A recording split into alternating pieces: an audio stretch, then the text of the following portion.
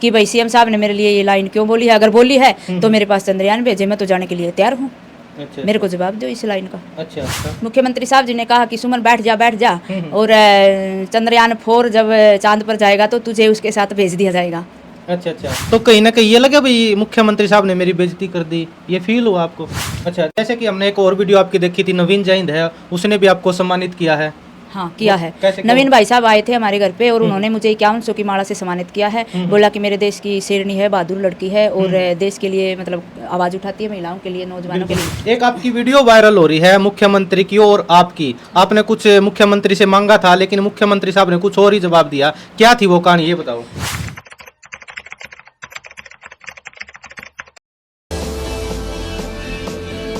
भाई गजब Haryana media channel देखने वाले सारे दर्शकों ने रवि नागर की राम राम। और भी फिलहाल लगातार जो मुख्यमंत्री है अपने हरियाणा का मनोहर लाल खट्टर जी, उसका आंसी हल्के के एक गांव में जनसंवाद था। लगातार जनसंवाद वायरल हो लग रहा है और कहीं ना कहीं मनोहर लाल खट्टर है जो हरियाणा का मुख्यमंत्री, उसके मुख से कोई ऐसी बात निकल जाए है जो कब है तो ठीक है लेकिन वह गलत दिशा में चली जावा है। तो फिलहाल वो महिला हमारे साथ मौजूद है जिसने कहा था कुछ और लेकिन मुख्यमंत्री ने उस बात को और डाल पेश कर दिया और वो बात थी चंद्रयान 4 पे भेजने की। एक बार पूरा मामला आप पूछने की कोशिश करेंगे। फिलहाल वो महिला हमारे साथ मौजूद है, तो सबसे पहले जी राम राम जी। राम राम जी। हाँ जी, एक बार तो आपने इस गांव का नाम बता दो और जो प्रोग्राम था वो कहाँ पे हो रहा था? मेरे गांव का नाम बाटोल जटान है जी। प्रोग्राम थुराना गांव में हो रहा था जी। एक आपकी वीडियो वायरल हो रही है मुख्यमंत्री की और आपकी, आपने कुछ मुख्यमंत्री से मांगा था लेकिन मुख्यमंत्री साहब ने कुछ और ही जवाब दिया, क्या थी वो कहानी, ये बताओ।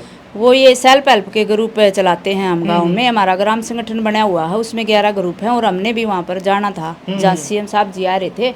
तो सीएम साहब जी ने पूछा भाई कोई आसपास की महिला सेल्फ हेल्प ग्रुप की यहाँ आ रही है तो वो भी उठकर अपने विचार रखे इसके बारे में। उन्होंने मेरे से क्वेश्चन किए, मैंने उनके जवाब दिए सही सही। लास्ट में मैंने एक क्वेश्चन का थोड़ा लंबा जवाब दे दिया। मैंने बोल दिया कि श्रीमान जी मैं चाहती हूँ कि हमारे गाँव में महिलाओं के लिए, महिलाओं के रोजगार के लिए एक फैक्ट्री लगाने का कष्ट करें ताकि महिलाएं गांव में ही रह करके काम कर सके, बाहर जाने में उनको बहुत ज़्यादा परेशानी होती है। तो फिर उसके बाद मुख्यमंत्री साहब का क्या बयान आया था? मुख्यमंत्री साहब जी ने कहा कि सुमन बैठ जा और चंद्रयान 4 जब चांद पर जाएगा तो तुझे उसके साथ भेज दिया जाएगा।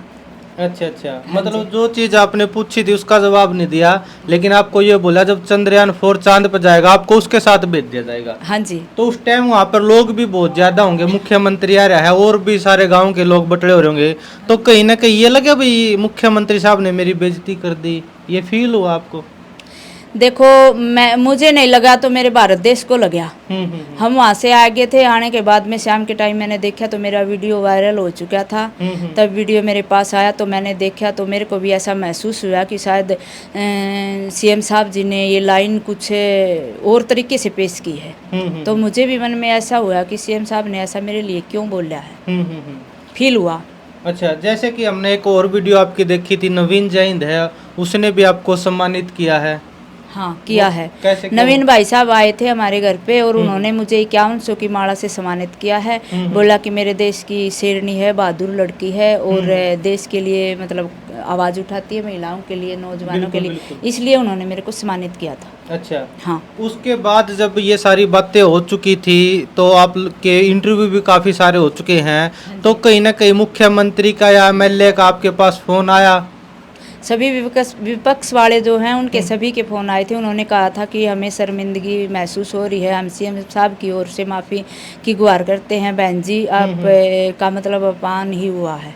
अच्छा अच्छा। हाँ यही बोला था दीपेंद्र हुड्डा जी का और जेपी भाई साहब जी का, कई जो मंत्री हैं हमारे उनके फ़ोन मेरे पास आए थे। सभी के फ़ोन मतलब मेरे स्टाफ के, मेरे महिलाओं के, मेरे जितने प्रदेशाध्यक्ष और जहाँ मैं काम करती हूँ सबके फ़ोन आए और सब ने ये कहा कि कहीं ना कहीं आपका अपमान हुआ है। अच्छा, तो मुझे भी बड़ा फील हुआ और देश की सभी महिलाओं को फील हुआ।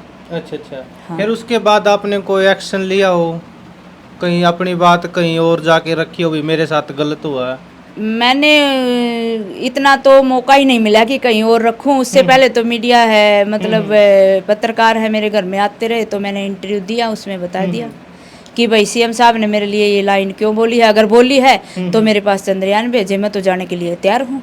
अच्छा, मेरे को जवाब दो इस लाइन का। अच्छा। हाँ। तो उस प्रोग्राम के बाद चलो विपक्ष वालों का तो काम है आना है, वो तो आएंगे, लेकिन सरकार का कोई मौजूदा एमएलए या कोई और आदमी आपके पास मिलने आया भाई हाँ हमने मुख्यमंत्री साहब ने ये बात गलत कह दी उसके लिए हम सॉरी मांगते हैं?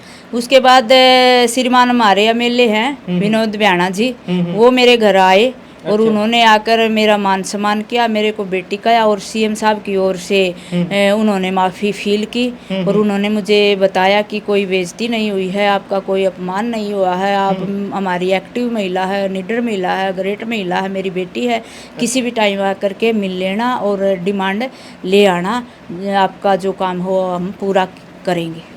अच्छा, एमएलए वो भाजपा का है? हाँ, बीजेपी का ये एमएलए है हमारा विनोद ब्याणा जी। अच्छा, हाँ, सी हल्के से तो यही है। अच्छा। अभी आप कुछ टाइम पहले बता रही थी मुख्यमंत्री की भी आपसे फोन पे बात हुई है, तो क्या कुछ बात हुई है? श्रीमान विनोद ब्याणा जी ने अपने फ़ोन पर श्री सीएम साहब जी से मेरी बात करवाई, तो उन्होंने कॉल उठाई, बोला बेटा सुमन बोल रही है? हाँ जी मैं सुमन बोल रही हूँ। फिर मैंने सीएम साहब जी से कहा कि सीएम साहब जी ज़्यादा कुछ नहीं कहूँगी, सिर्फ मुझको ये बताए कि जो ये एक लाइन आपने मेरे लिए बोली है किस भाव से बोली है, इसका मतलब निचोड़ बताओ मेरे को, इस लाइन को मेरे को विस्तार से समझाओ।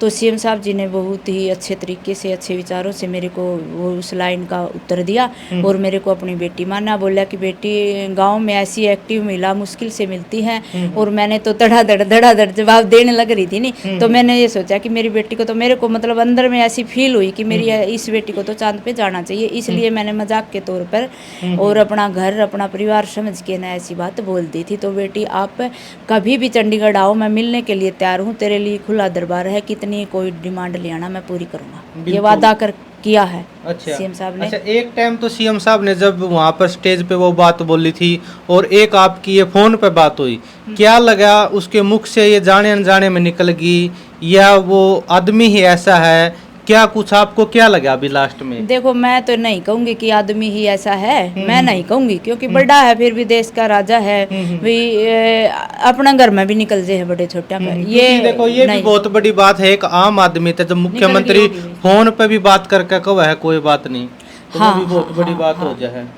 अगर चाहता तो वो इस चीज को इग्नोर भी कर सकता था। इग्नोर भी कर सकता था। अच्छा, और जो आपने वो बात बोली थी फैक्ट्री वाली, उसके बारे में भी बात हुई अभी फोन पे? हाँ, उसके बारे में भी बात हुई और लिखित रूप में विनोद ब्याणा जी लेके गए हैं। 200 गज का प्लाट मेरा कबूल करके है, उसमें मेरे को बढ़ा के देंगे, सैनिटरी पैड की एक मशीन हमारी लगाई जाओगी। अच्छा, हाँ, वो डिमांड लेके गए हैं। जो आपकी डिमांड थी लगभग वो पूरी भी होगी? हाँ, पूरी भी होगी मेरी। अच्छा, तो अभी तो फिर वही बात है, फिर तो धन्यवाद करना चाहिए आपने भी मुख्यमंत्री। हाँ, मैं सभी देशवासियों का भी धन्यवाद करूँ जो अपनी बहन की, उनको ऐसा लगा कि हमारी बहन का अपमान हुआ है, वो मेरे साथ खड़े हैं। पहले सारी जनता का धन्यवाद करूँ, उसके बाद में मैं माननीय मंत्री साहब का भी धन्यवाद करूँ जिसने फोन पर भी मेरे को इतना आश्वासन दिया है, मेरे को अपनी बेटी मान्या है।